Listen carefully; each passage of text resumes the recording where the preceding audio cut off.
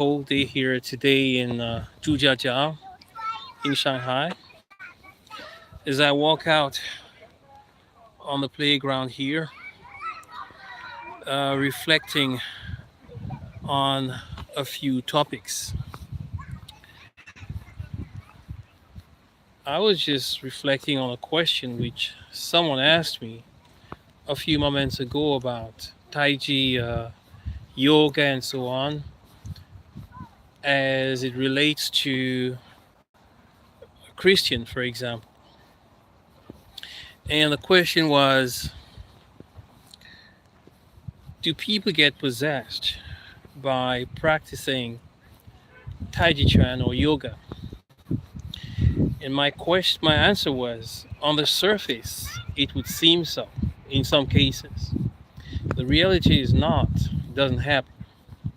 Why doesn't it happen? Simply because yoga and Tai Chi release energy in the person. And for many who do not understand the concept of energy, they just think, oh, it must be something external to this person. Actually, not.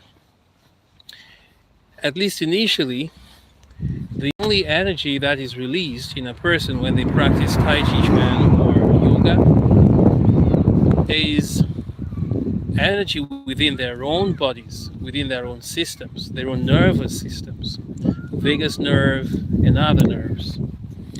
And this is trapped energy which normally has been stuck in parts of the body as a result of trauma or stress, and which is no longer available for use to this person, to this individual.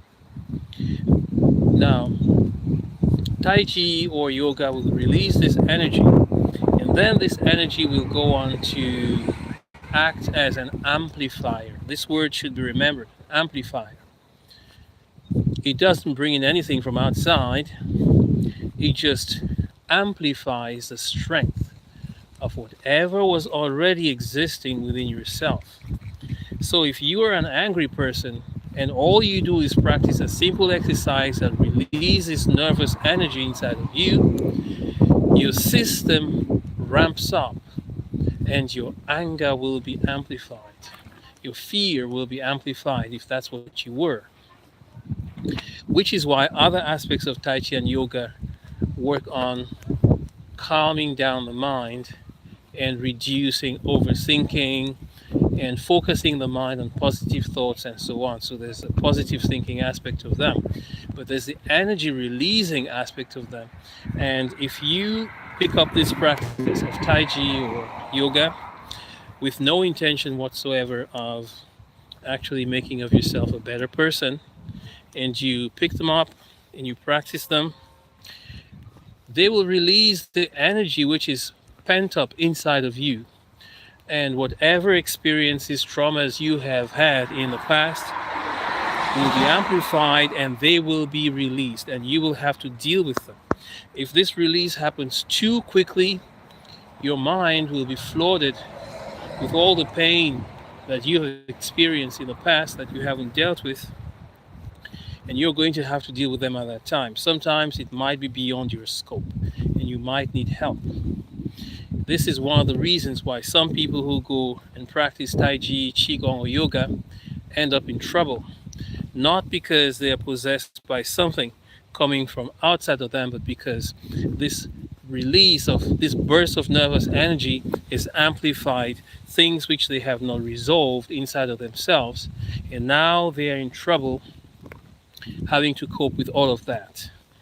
And so they might choose to escape from reality by hiding in an imaginary world inside of themselves. So, yeah, Tai Chi does not possess you, yoga does not possess you.